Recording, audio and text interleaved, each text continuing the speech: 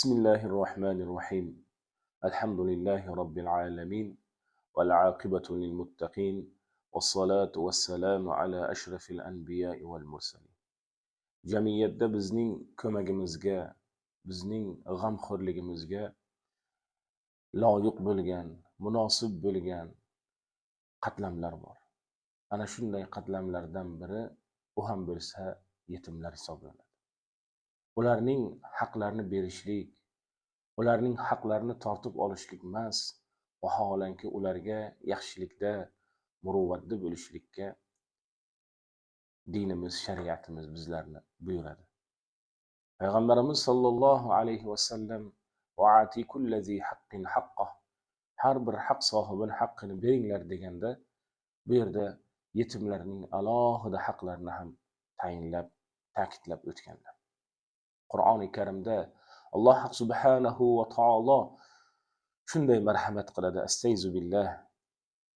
Innal ladzina ya'kuluna amwalal yatama zulman innama ya'kuluna fi butunihim nara va yaslawna as-sa'ira. Shunday kishilarki, yetimlarning mollarini zulm bilan yeydilar. Ularning haqlariga tajovuz qiladilar. Bu yetimlarning mollarini zulm bilan yeydiganlar, ular qorinlariga olov yebdilar. Ular qorinlariga olov yebdilar va sayaslawna as-sa'ira. Va tezda o'sha olovga tushadilar deb Alloh subhanahu va taolo marhamat qiladi. Qiyomat kunida inson qayta tirilgandan keyin, mahshargohda yig'ilgandan keyin ba'zi bir odamlarning og'zidan, burnidan, quloqidan olov purkab chiqar ekan. Olov otilib chiqar ekan.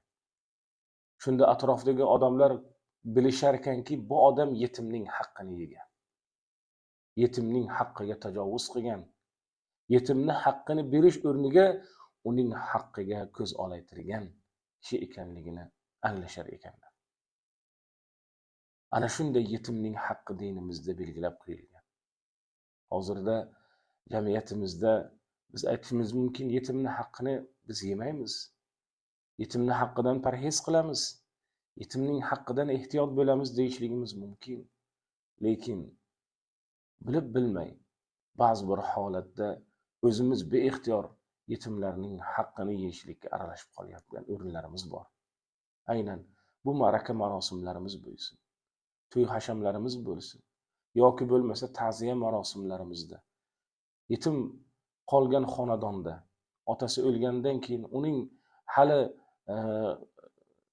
yetimlarning haqqi bo'lgan bir joyda ularning haqqidan ihson qilinadi. O'sha ihsonlarga boramiz. Ma'raka marosim qilinadi. O'sha ihsonlardan borib yeymiz. Vaholanki ular yetimning haqqi edi-ku. Mayli kimdir u haqlarni o'zining hisobidan, o'zining mablag'idan yaqinlari qilib bersa, inshaalloh fazilatdir, yaxshilikdir, savobdir. Lekin ular yetimning haqlaridan, vafot qilgan insonni farzandlarining haqqidan agar qilib turgan bo'ladigan bo'lsa, albatta bular ham yetimning haqqi o'rnida bo'ladi. Payg'ambarimiz sollallohu alayhi vasallam yetimlarga yaxshilik qilish, yetimlarga muruvvat ko'rsatishlikni fazilatini bisyor bayon qilganlar. Ana va kafilul yatim kahatayn fil jannah dedilar. Men bilan yetimni kafillikka olgan, uni g'amxo'rlik qilgan, ularni haqlarini tiklagan odam jannatda mana shunday bo'ladi deb ko'rsatkich va o'rta barmoqlarini bir-biriga yaqin qildi. Ya'ni jannatda mana shunday bir maqomu manzilada bo'ladi deb payg'ambar alayhissalom marhamat qildi. Payg'ambarimiz sollallohu alayhi vasallam boshqa bir hadisda marhamat qilib aytadilarki, jannat eshigini birinchi ochadigan mendirman. Lekin mendan oldin bir ayol bo'ladi. Mendan oldin bir ayolni ko'raman.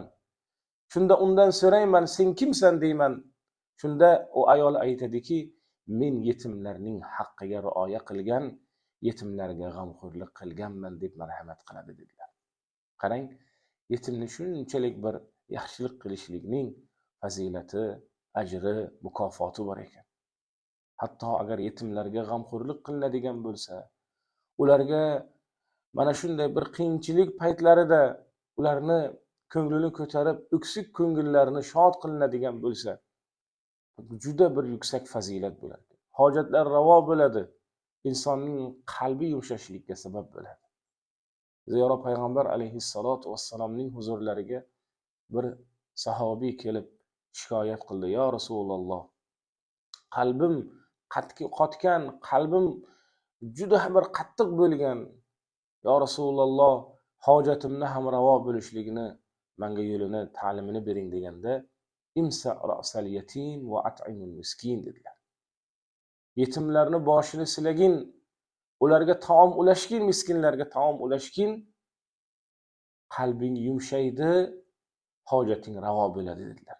Azizlar, qalbimiz yumshayishligi, hojatimiz ravo bo'lishligi, dunyoda ham oxiratda ham saodatga erishishligimiz, bu dunyoda izzat va sharafda, oxiratda payg'ambarlar bilan bir maqomu martabada turishlikni istasak, inshaalloh taolo yetimlarga yaxshilik qilaylik, yetimlarga muruvvat qilaylik.